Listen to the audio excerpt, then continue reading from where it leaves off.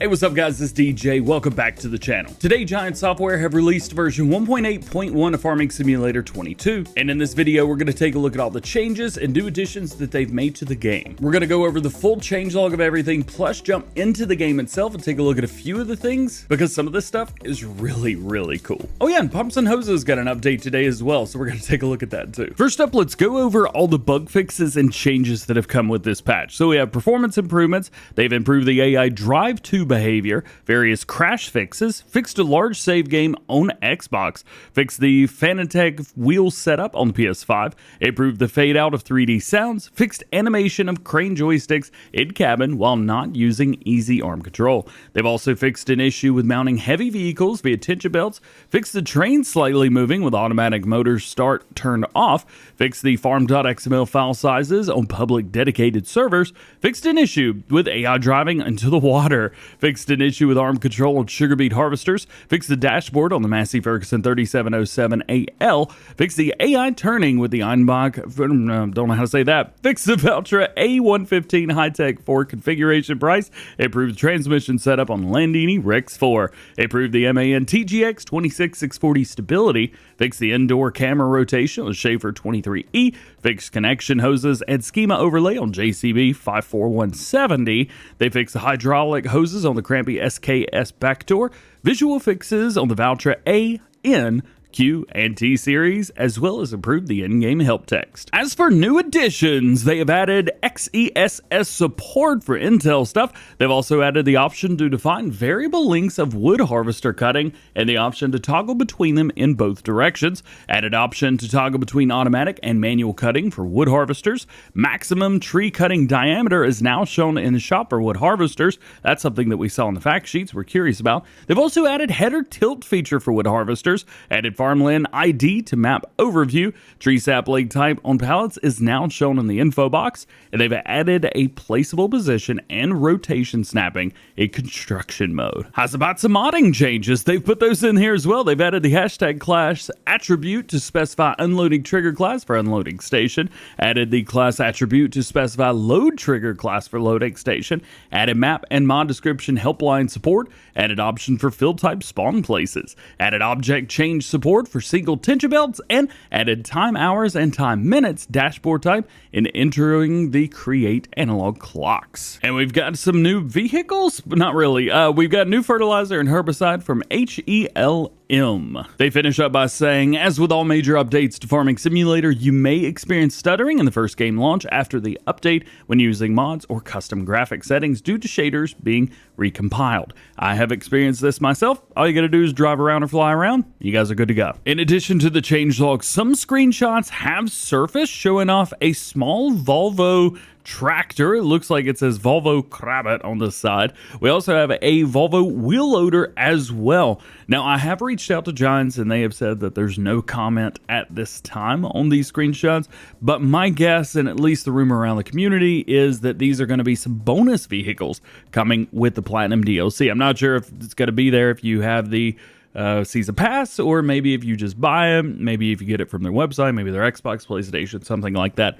Regardless, these have been servicing. However, there's no way, at least right now, to get them on a normal system. So what's the new goodies that we got? Well, these are the quote-unquote new vehicles that were released. We have the HELM Pro Solid Fertilizer, Liquid Fertilizer, and Herbicide. These are really easy to find. If you go into brands, you can find them right here. So your solid fertilizer bag holds 1,820 liters, or that's bucks, and it's gonna be 1,000 liters. You can buy up to 8 of these at a time. We also have the liquid fertilizer, 2,000 liter capacity. It's gonna cost you 3,200 bucks, and we also have the herbicide. Again, 2,000 liters, $2,400 for that. Since this upcoming DLC is all about logging, let's see what kind of trouble we can get ourselves into, and let's go over our change logs for the logging stuff. So they say they've added the option to define variable lengths of wood harvester cutting and the option to toggle between them in both directions. So, as you can see, we've got cutting length of 5 meters, 6 meters, 8, 9, 12, 15, 20, and then max. Now, the bit there, I'm not really quite sure. Let's go ahead and turn everything on here, and we'll kind of raise everything up. Again, I have no idea how to do logging, so this ought to be real fun to watch. Let's see if we get this raised up. There you go. So I'm currently only able to move it in one direction, but then again, I am using an Xbox controller, so maybe that's why. There's also an option to toggle between automatic and manual cutting for wood harvesters.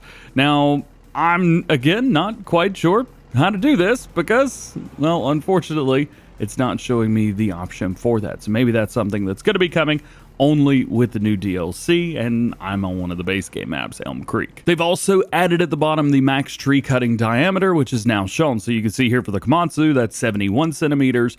The Ponzi Cobra, 64 centimeters. We go over to the Rotna, 80 centimeters. And it looks like this is not added, I don't think, for the base era for modded stuff. No, it is. Yep, it's also added for modded stuff as well. 64 centimeters right there. If we come over here, we got 80 centimeters, 64, 83. So we've got some pretty cool stuff that's been added there. That's nice. Now, one feature that I'm really excited about is the header tilt feature. So we could see tilt header. Boom, down and up. So we only have two options there, down and up, but at least it's a thing, and that's pretty darn cool. So here's an interesting bit. I have now got my header down here pointed at this log, which is already cut on the ground, and it says cut. So I've now grabbed this once again after it's already been cut on the ground, and now I've changed from 8 meters to 2.5. Boop, boop, boop. Bam! Hey! That's pretty cool. Oh, I got a little bit right there. Let's go. Yay! Right out the end. But this is kind of neat. This is something that I've wanted for a long time in Farming Simulator. And it's finally here. Like, this was one of the things in Farm Sim 17. I was like, why is this not a thing? Well, now it is. So if I want to take this all the way down to, well, I guess 2.5 meters, as small as this is going to cut. There's my 2.5. There's my 2.5. There's my 2.5 and my yay. That is pretty darn cool. Another thing they have done is added the tree sapling type on the pallets, which is now shown in the info box. So poplar, and we also have tree saplings there as well. I'm not really quite sure what's changed here, but it's there. One other thing they have added that I'm really interested in is added placeable position and rotation snapping in construction mode. Well, we will be the judge of that. Let's just start off with something simple like a farmhouse. Let's just take in this bad boy right here. So we've still got place item, yada, yada, yada, everything, but we also have toggle snapping, which if you guys are on console is going to be left stick down. Now, when we go, we've got full like judder rotation versus if I turn this off, now we have a smooth rotation, allowing you to kind of place it however you like. But as you know, sometimes getting things placed down perfectly might be a little bit challenging, especially with something very large like this building, for example. Sometimes it's really difficult to get it just right trying to line this up, especially with a controller, which is why I've always said a mouse and keyboard is the easiest way because you can almost get it right. Well, with snapping, now it just snaps perfectly to that right angle. Boom. And it's absolutely perfect down this line. Look at that. Oh, yeah. Oh, yeah, and they've added farm IDs to the map overview. So normally when you would zoom in, let's say 31 right here, we click. Well, now it says 23. So I don't know what's going on with that. But the farm IDs are there, at least. So you can see, like, here's field 1. So farm IDs are different from your average like field number. So yes, this may be field number 31. However, in the XML code, it just has like numbers 1 through like whatever, how many ever the most are on here, 62 maybe, something like that. Well, it'll go through those and it'll say 1 or 0. 1 meaning yes, you own it, or 0 meaning you don't own it. So for example, here we go, 31. Well, that's actually farm 23. So that's just kind of how everything's written in the XMLs. This might make things easier for some people, and it might make things a little bit more confusing to others. Don't let it be confusing. Just know, cool, field ID 20 or farm ID 27, whatever. That's this area right here. For me, this actually makes this a lot easier.